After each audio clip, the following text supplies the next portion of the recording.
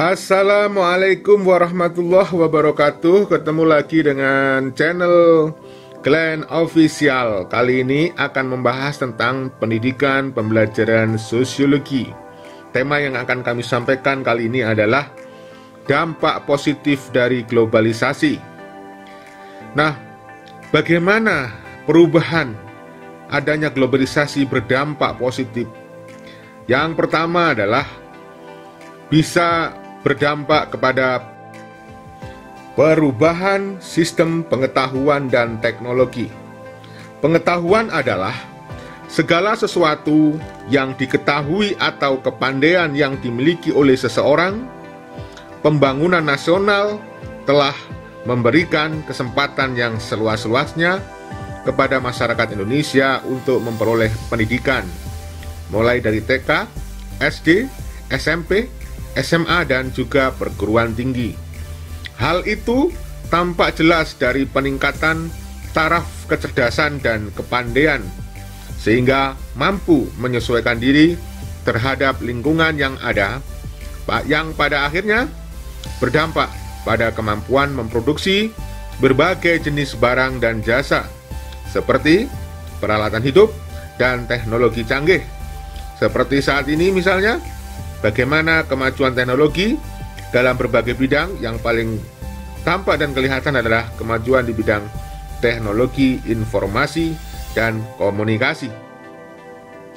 Yang kedua adalah dampak positif dari globalisasi, yaitu adanya perubahan nilai budaya. Nilai adalah suatu yang dianggap penting, berguna, benar, salah, baik, buruk, atau boleh tidaknya dalam kehidupan suatu kelompok masyarakat. Nilai budaya setiap orang atau setiap kelompok masyarakat tidaklah sama, tidak baku atau tidak statis. Dia bersifat dinamis dan selalu berkembang sejalan dengan perubahan yang terjadi di masyarakat. Akibat dari globalisasi, banyak nilai yang berkembang pada zaman penjajahan itu hilang, seperti misalnya nilai kolonialisme, nilai liberalisme, kemudian rasialisme, kapitalisme, otoriterisme, sukuisme, dan feodalisme. Ini lambat laun kian terkikis ya. Sebaliknya, saat ini semakin berkembang nilai budaya, misalnya toleransi dalam kehidupan beragama. Kemudian ada moderasi dalam kehidupan beragama.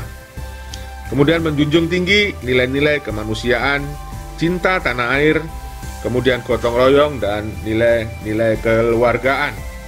Jadi yang ketiga adalah dampak positif dari globalisasi, adanya perubahan etos budaya. Etos budaya adalah watak yang khas atau karakteristik budaya suatu kelompok masyarakat, seperti misalnya sifat-sifatnya dan adat istiadat yang ada. Dengan dilaksanakannya pembangunan di Indonesia, maka etos budaya setiap suku bangsa tentu mengalami perubahan. Contohnya, orang yang berpandangan bahwa dulu nggak mangan kumpul ya, orang Jawa makan nggak makan kumpul, jadi itu mulai berangsur-angsur ditinggalkan. Karena contohnya adalah sekarang banyak orang-orang Jawa yang sudah mau pergi ke luar negeri untuk bekerja demi mendapatkan sesuap nasi atau mencari mata pencaharian. Kemudian yang keempat, dampak positif dari perubahan akibat globalisasi adalah adanya perubahan kepercayaan. Kepercayaan sebagai salah satu unsur budaya itu cenderung terus berubah dan berkembang dari waktu ke waktu. Hal ini sejalan dengan perubahan pandangan hidup, etos kerja, dan pengetahuan. Perubahan sistem dalam masyarakat Indonesia merupakan dampak dilaksanakannya modernisasi melalui pembangunan nasional. Sebagai contoh misalnya adalah adanya kepercayaan pada tahayul, pada hal-hal yang sifatnya irasional, kepercayaan kepada dukun, ya, walaupun tidak 100% hilang, tetapi sampai saat ini berangsur-angsur mulai menipis, mulai menghilang ya. Atau ada kepercayaan yang mendewa-dewakan manusia tertentu, kini juga sudah mulai ditinggalkan anak-anak ya. Ya, yang kelima adalah dampak dari perubahan yang ditimbulkan globalisasi, yaitu adanya perubahan pandangan hidup. Ya, pandangan hidup adalah konsep seseorang atau sebuah konsep kelompok dari orang yang bermaksud menanggapi dan menerangkan segala masalah yang terjadi ya. Pandangan hidup sebagai komponen budaya cenderung berubah sejalan dengan perubahan konsep hidup masyarakat. Perubahan pandangan hidup masyarakat yang ada di Indonesia saat ini atau di dewasa ini tampak jelas dari perubahan sikap ya, dari perubahan perilaku, kemudian dari hasil karya mereka. Berkat dari pembangunan yang terus berkesinambungan turut mengembangkan pandangan hidup tentang pentingnya keseimbangan antara pembangunan material dan pembangunan spiritual, pembangunan rohani juga pembangunan jasmani, serta berkembangnya pandangan tentang perlunya prinsip pembangunan yang berwawasan lingkungan ya. Misalnya tentang kesetiakawanan sosial dan kekeluargaan pun selalu diupayakan untuk terus dibangun dan dikembangkan. Iya, tentu saja masih banyak lagi hal-hal yang bisa kita kategorikan sebagai dampak positif adanya globalisasi ya. Para pemirsa atau para subscriber anak-anakku semuanya bisa menambahi sendiri apa komponen yang kira-kira masuk dalam kategori dampak positif adanya globalisasi.